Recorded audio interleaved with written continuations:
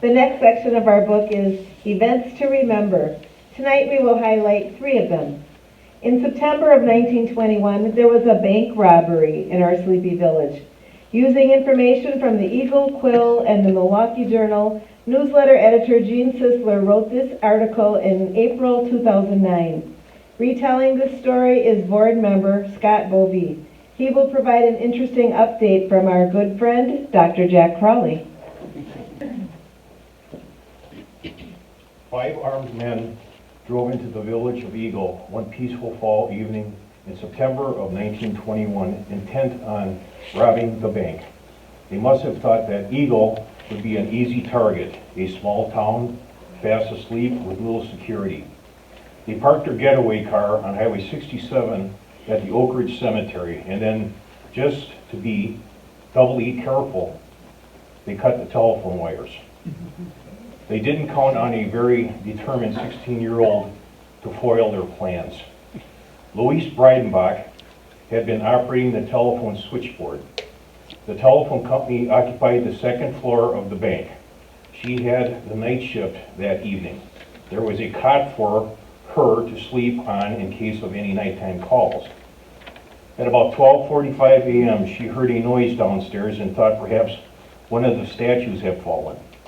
But then the noise became voices, and she quickly realized someone was trying to break into the bank. She tried calling the police, but the lines were cut. She kept trying the lines until she found 2 live lines, one to Jerome Mealing, the undertaker, and one to Frank Jakin, troubleshooter for the phone company. As it happened, there were 2 private lines out of the office that were connected to Mealy and Jakin. Mealy responded immediately, looking out the front window and calling to the robbers. They saw his light on and answered him with 3 gunshots that lodged in the window casing just above his head. Discretion being the better part of valor, Mr. Mealy withdrew from the window. Meanwhile, Louise had contacted Frank Jakin, who sprang into action, Wild West style, going house to house and gathering a posse of townsmen numbering 70, including Marshal von Ruden.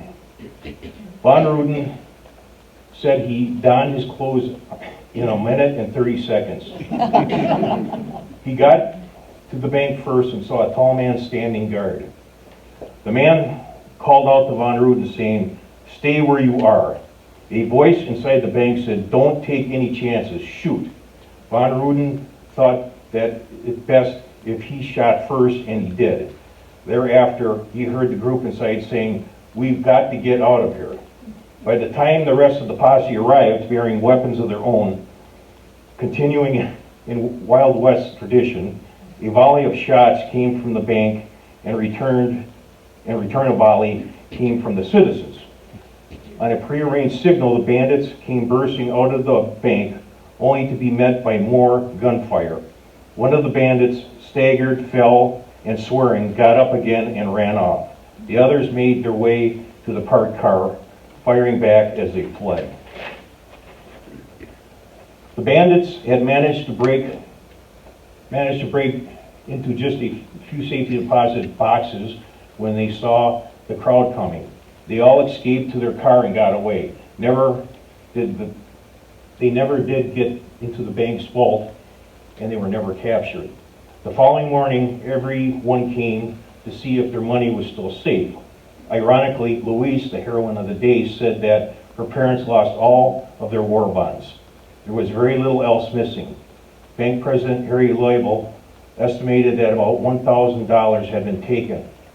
While no one was too much concerned about Louise at the time of the robbery, several months later, the bank president, Mr. Leibel, gave her a watch engraved with the Bank of Eagle.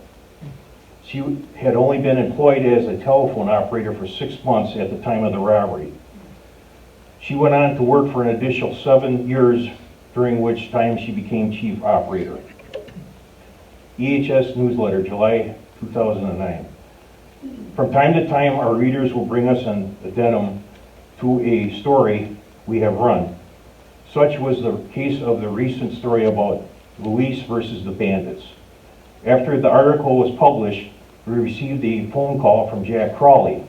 The first thing that he said in his best James Bond voice was, "I know who robbed the bank in Eagle." This was startling news, as it had clearly been stated that no one was ever identified or arrested for that crime.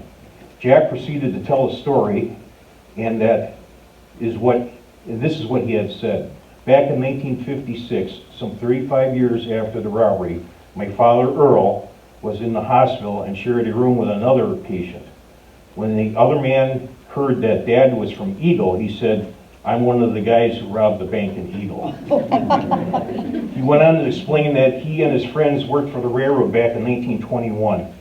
They were working on the tracks by day, and then they slept in the boxcars by night. This happened on the outskirts of Eagle.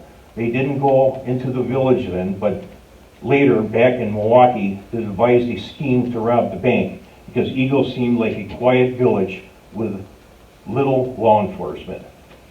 This seems to be a plausible story, and the man knew the details. However, since we have no corroborating evidence, we cannot attest to its veracity. We leave it to you, the dear reader, to decide for yourself, and that, we believe, is really the rest of the story.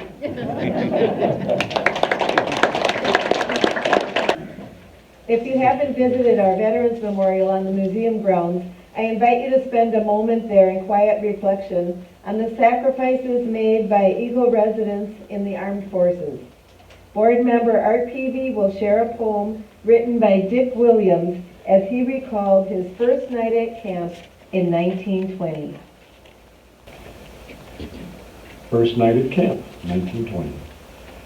I'm here with 2 thin blankets, as thin as a slice of ham.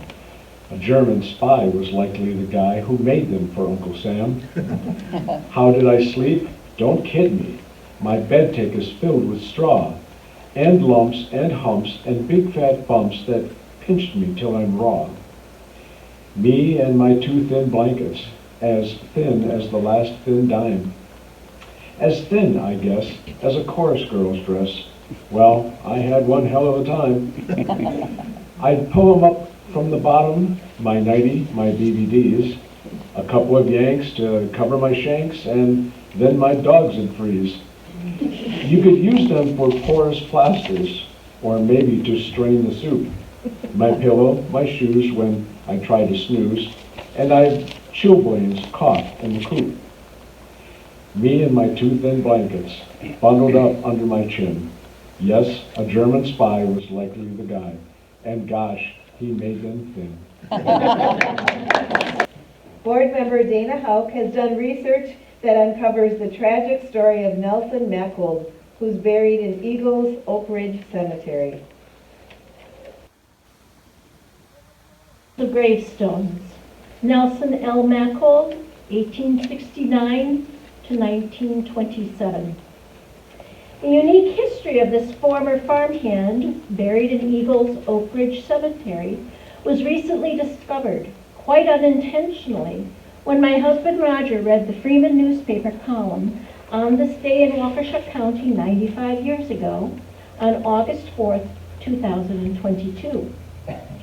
Nelson L. Mackold passed away on August 4th, 1927, at his home in Bird City, Kansas.